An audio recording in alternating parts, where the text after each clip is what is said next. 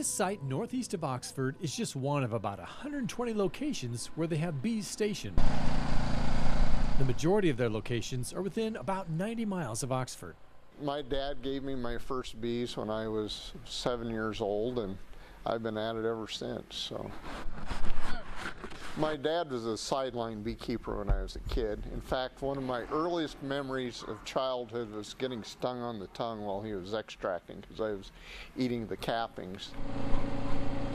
Nephew Brandon Quinn is a co-owner of the business. Well, I guess it's been in the family. George is my uncle, and my grandpa started it, so it's just kind of what we do, I guess.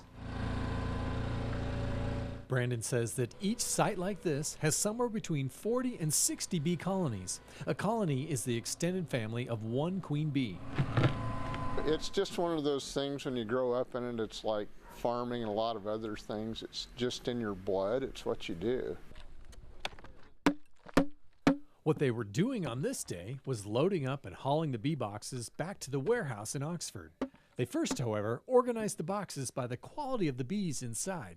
Gathering all the bees in from the honey locations is where it starts. We get them in these big yards, and we have to grade the bees for strength. Basically, each box of bees has to have a certain frame of bees in them. Some contracts require 7 frames, some require 8 or 9. This is all B+. The contracts are part of the next step in the process. They organize the boxes in the warehouse so they can reload them onto semis like this in mid-January to head on the long journey to California to pollinate almonds. It'd be easier for us going to California if it were closer. It's to the point now that it takes most of the bees west of the Mississippi River to pollinate the almonds in California.